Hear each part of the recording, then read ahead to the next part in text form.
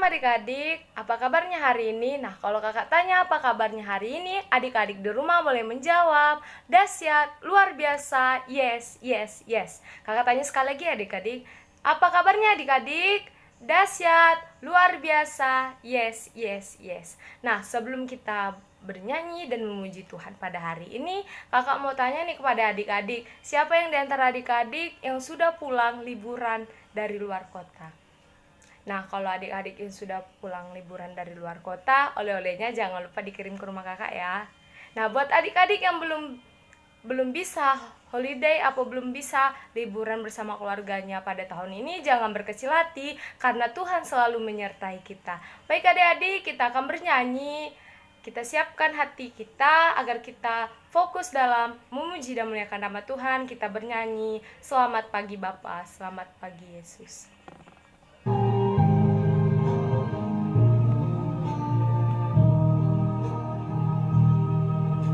Selamat pagi Bapa, selamat pagi Yesus, selamat pagi Roh Kudus. Terima kasih atas anugerah-Mu, semalam telah berlalu.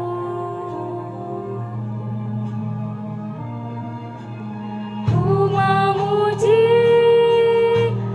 ku bersyukur, memuliakan nama-Mu.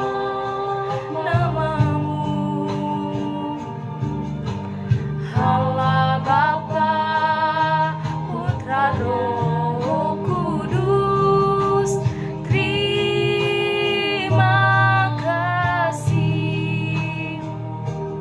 Oke adik, sebelum kita melanjutkan ibadah kita pada hari ini, doa pembuka yang akan dibawakan kepada Kak Christine. Kepada Kak Christine dipersilakan. Nah adik-adik, sebelum kita mulai ibadah, mari kita bersatu hati di dalam doa. Lipat tangannya, tutup matanya, tundukkan kepalanya. Terima kasih Bapa, terima kasih Yesus, terima kasih Roh Kudus, terima kasih Tuhan, karena pada hari ini kami anak-anak Tuhan masih boleh melakukan ibadah ya Bapa di awal tahun 2022 ya Tuhan, meskipun masih dalam keadaan virtual melalui YouTube channel Sekolah Minggu ya Bapa. Ya Tuhan, tapi ini semua tidak mengurangi rasa sukacita kami anak-anak Tuhan dalam memuji Tuhan ya Bapa. Ya Tuhan, kami sangat senang karena hari ini kami dapat melakukan ibadah kami yang pertama ya Bapa. Biarlah kiranya Tuhan yang memimpin ibadah kami dari awal pertengahan hingga akhirnya nanti ya Tuhan. Kami serahkan ibadah kami ini ya Bapa. Terima kasih ya Yesus, amin. Selamat beribadah adik-adik. Adik-adik, kita akan bernyanyi Laskar Kristus. Tapi sebelum itu, kakak mengundang adik-adik untuk berdiri. Lagunya harus dinyanyikan dengan gerakan. Siap adik-adik? Kalau siap, mari kita memuji Tuhan.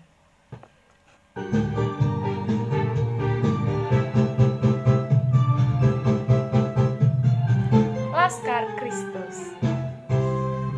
Saya bukan pasukan berjalan, pasukan berkuda, pasukan menembak. Saya tidak menembaki musuh, tapi saya Laskar Kristus. Saya Laskar Kristus, siap gerak dor. Saya Laskar Kristus. Saya bukan pasukan berjalan, pasukan berkuda, pasukan menembak. Saya tidak menembaki musuh, tapi saya Laskar Kristus. Baik adik-adik, kakak persilakan untuk duduk kembali. Nah adik-adik, sebelum kita mendengarkan firman Tuhan yang akan dibawakan oleh kakak Angel Girsang, namun sebelum itu kakak minta ke adik-adik boleh mempersiapkan Alkitabnya di depan HP-nya agar adik-adik siap mendengarkan firman Tuhan apa yang akan dibawakan oleh kakak Angel Girsang nantinya. Adik-adik, sebelum kita mendengarkan firman Tuhan yang akan dibawakan oleh Kak Angel, kita akan bernyanyi Kusiapkan Hatiku Tuhan.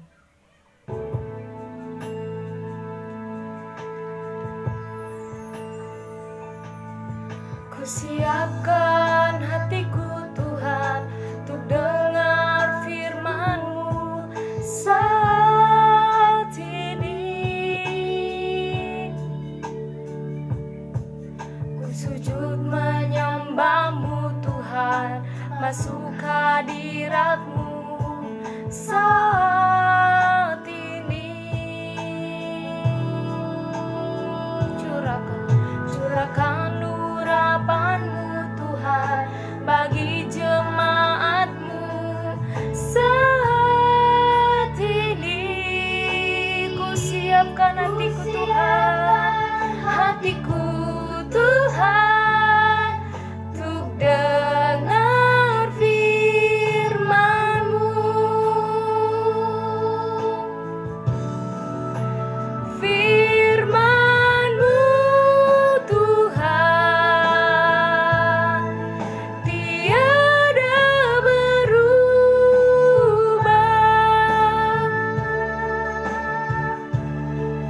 Dahulu, sekarang, selama-lamanya tiada berubah. Firman-Mu Tuhan, penolong hidupku.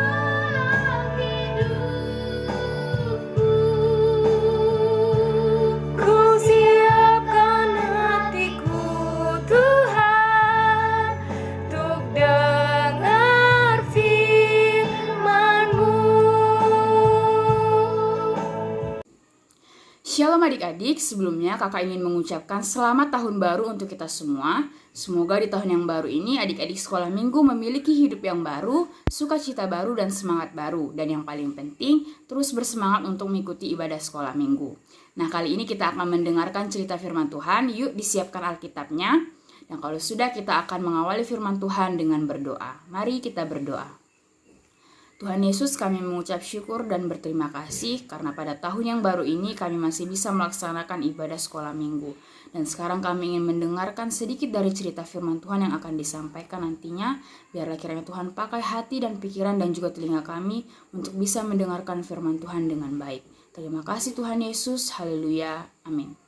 Nah adik-adik, firman Tuhan kali ini terambil dari Alkitab Matius pasal yang ke-25 ayatnya yang ke-14 sampai 30. Nah adik-adik boleh buka Alkitabnya di rumah dan boleh dibaca bersama-sama di rumah. Perumpamaan tentang talenta. Sebab hal kerajaan surga sama seperti seorang yang mau berpergian ke luar negeri, yang memanggil hamba-hambanya dan mempercayakan hartanya kepada mereka. Yang seorang diberikannya 5 talenta, yang seorang lagi 2, dan yang seorang lagi 1, masing-masing menurut kesanggupannya, lalu ia berangkat. Segera pergilah hamba yang menerima 5 talenta itu. Ia menjalankan uang itu lalu beroleh laba 5 talenta. Hamba yang menerima 2 talenta itu pun berbuat demikian juga dan berlaba 2 talenta. Tetapi hamba yang menerima 1 talenta itu pergi dan menggali lubang di dalam tanah lalu menyembunyikan uang tunainya. Lama sesudah itu pulanglah tuan hamba-hamba itu lalu mengadakan perhitungan dengan mereka. Hamba yang menerima 5 talenta itu datang dan ia membawa laba 5 talenta. Katanya, Tuan, 5 talenta Tuan percayakan kepadaku. Lihat, aku telah beroleh laba 5 talenta. Maka kata tuannya itu kepadanya, baik sekali perbuatanmu itu, hai hambaku yang baik dan setia, engkau telah setia dalam perkara kecil. Aku akan memberikan kepadamu tanggung jawab dalam perkara yang besar. Masuklah dan turutlah dalam kebahagiaan tuanmu. Lalu datanglah hamba yang menerima 2 talenta itu, katanya, Tuan, 2 talenta Tuan percayakan kepadaku. Lihat, aku telah beroleh laba 2 talenta. Maka kata tuannya itu kepadanya, baik sekali perbuatanmu itu, hai hambaku yang baik dan setia. Engkau telah setia memikul tanggung jawab dalam perkara yang kecil. Aku akan memberikan kepadamu tanggung jawab dalam perkara yang besar. Masuklah dan turutlah dalam kebahagiaan tuanmu. Kini datanglah juga hamba yang menerima 1 talenta itu dan berkata, Tuan, aku tahu bahwa Tuan adalah manusia yang kejam, yang menuai di tempat di mana Tuan tidak menabur, dan yang memungut dari tempat di mana Tuan tidak menanam. Karena itu aku takut dan pergi menyembunyikan talenta Tuan itu di dalam tanah. Ini terimalah kepunyaan Tuan. Maka jawab tuannya itu, hai kamu hamba yang jahat dan malas, jadi kamu sudah tahu bahwa aku menuai di tempat di mana aku tidak menabur dan memungut dari tempat di mana aku tidak menanam.